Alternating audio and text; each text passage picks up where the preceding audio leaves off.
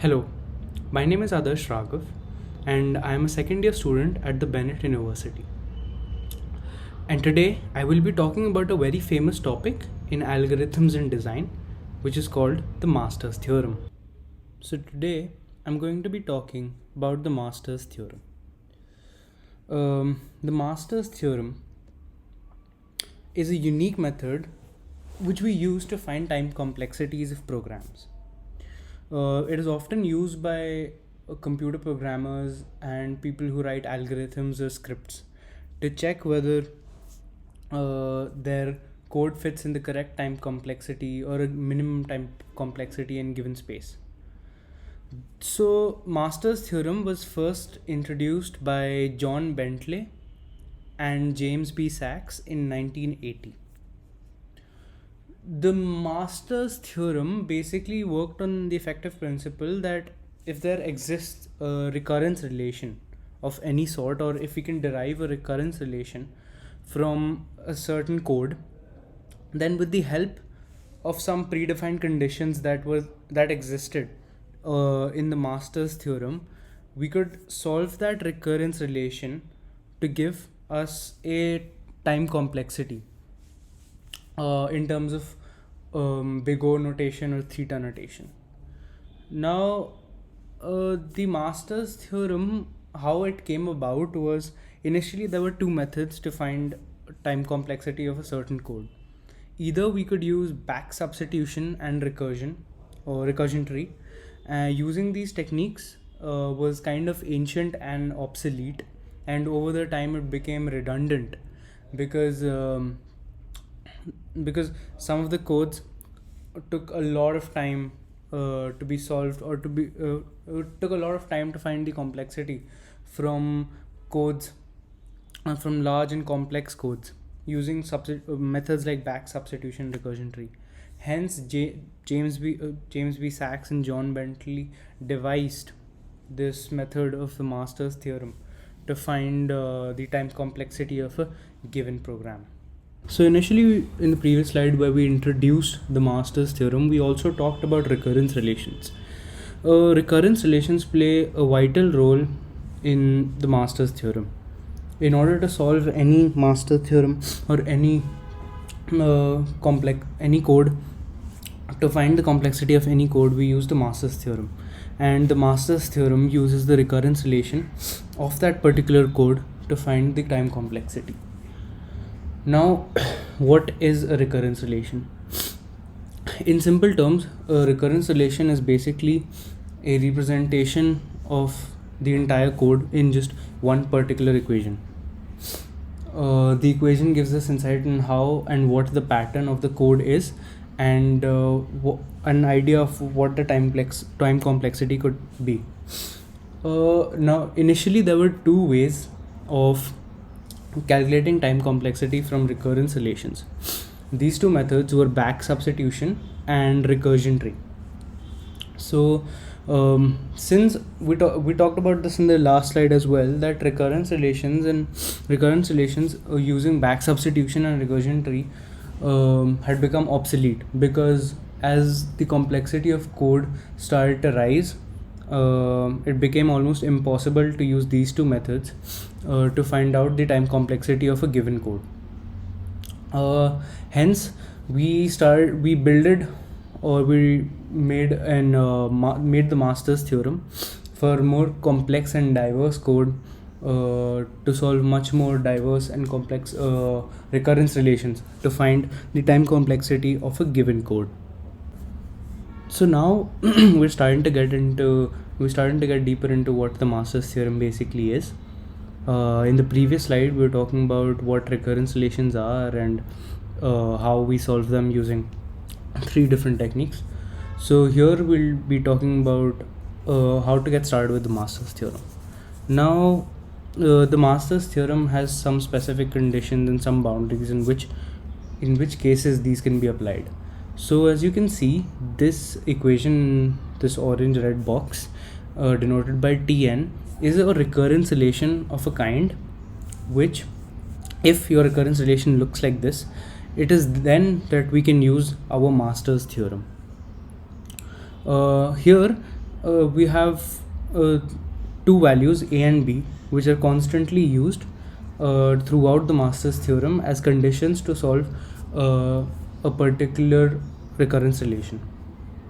As you can see, a is the coefficient to t n by b, and b is the denominator in the equation n divided by b. And then we also have a function fn, which is added in the recurrence relation, and it is only if that fn is asymptomatically positive that we can use the Master's theorem. Moreover, here we also need to notice that only if a is greater than equal to 1 can we use the Master's theorem, and only if b is greater than 1 we can use the Master's theorem. These are common sense, because if a and b, let's say, are 0 or -1, then the equation becomes negative or either infinite. Hence these conditions have been formed, and these are the basic conditions that we use to solve the Master's theorem. So now that we know how the working of the Master's theorem works and how what all we need, the prerequisites that we need for solving a Master's theorem or even using the Master's theorem, we can now delve deeper into the conditions of the Master's theorem. So this is basically the crux of the entire equation, and this is what the equation holds on to. So there are three main conditions to the Master's theorem, and we'll go through them one by one. So the first condition of the Master's theorem itself says that fn, or the function that we had in this equation over here, where fn is the addition to the recurrence relation, if this is equal to theta n log a base b minus epsilon, and where a and b were the values that were already given in the recurrence relation of this form, if we find a value of epsilon greater than 0 and we implement all these values here, and if the value that we obtain here is equal to the value fn that we were already given in the recurrence relation, then this condition satisfies, and then the solution of the recurrence relation is simply given as Tn equals to theta n log a base b. And here the running time is denoted by the cost at the leaves. So the entire tree, the running time is denoted by the cost at the leaves. Now we can talk about the second condition. Here is the similar case where we have to match the fn with the given case or given equation for this condition. Here fn should be equal to theta n log a base b and log to the power k n, where k could be equal to 0 or any value greater than 0. If this condition satisfies, then the solution automatically becomes theta n to the power log a base b and log to the power k plus 1 n. Here the running time is evenly distributed throughout the tree. Now to the last and the final condition of the Master's theorem, which says that fn should be equal to omega n log a base b plus epsilon, where epsilon can be any value greater than 0. Notice here that unlike the previous two cases, here we use the theta notation, the omega notation, and this is what applies in the third case. An external condition to this external condition to the third condition is that if a and its product of a and the product of f n by b is less than equal to c product of fn, then this condition completely satisfies, and the solution then automatically becomes Tn equals to theta n log to the power a base b, and here the running time is denoted by the cost at the root. Since we've already talked about the working of the Master's theorem, we can now apply it with an example. Here is an example of a given recurrence relation, and using this recurrence relation, we have to find its time complexity. So the given recurrence relation is as follows: Tn equals to 4t n by 2 plus n. So clearly we can see that there are three things that we already know. Here a is equal to 4, b is equal to 2, and fn is equal to n. So what we will try to do here is, using each of these conditions, we will try to find a case where we can make fn into n. So let's try out the first condition, or the first case. So the first case says that fn equals to theta n to the power log a base b minus epsilon, where epsilon can be greater than any value greater than 0. So let's say we implement all these values into the equation n log a base b. So in doing that, we get theta n log 4 base 2, and that equals to theta n squared. And now let's say we take the value of epsilon as 1, then the theta n square now becomes theta n, and hence we can now match our value that we found for case 1 with the value that was already given in the recurrence relation for fn. Hence here we can use the first case, or the first condition of the Master's theorem. Now the first condition of the Master's theorem says that if the first case is, if this equation solves, then the solution can be Tn equals to theta n log a base b.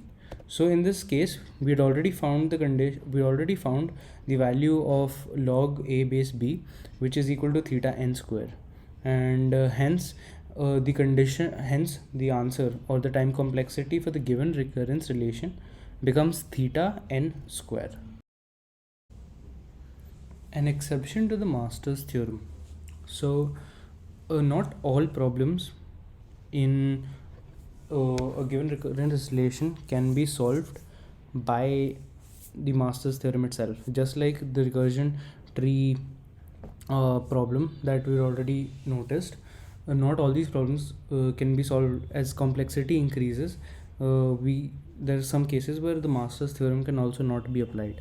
So the $1,000,000 question here becomes, how do we tackle such situations? So for such situations, we've devised extended Master's theorem, which introduces more conditions to the already given ones in the Master's theorem, and we can use these conditions to solve these equations. Notice that for these conditions to satisfy, we should be given the values of p and k. Similar to the normal Master's theorem, the extended Master's theorem too has 3 main conditions, each of which work on the principle of comparison. So for instance, if we take the first case, or the first condition, here a should be greater than b to the power of k, and if this is true, then the time complexity Tn becomes theta n log a base b. Now if we talk about the second condition, if a and b to the power k are equal, then we have 3 other sub conditions where we use the value of p. If p is greater than -1, then the solution, or the time complexity Tn, becomes theta n log a base b log to the power p plus 1 n. And if p is equal to -1, then the time complexity Tn becomes theta n log a base b log n. And finally, if p is less than -1, then Tn, or the time complexity, becomes theta n log a base b. Now the third and final condition, or the third and main condition, is that if a is less than b to the power k, then we check for 2 other conditions, wherein if p is greater than equal to 0, then the time complexity Tn should be equal to theta n to the power k log p n. And the second condition, of second subcondition, should be if p is less than 0, then the time complexity, or Tn, should be equal to theta n to the power k.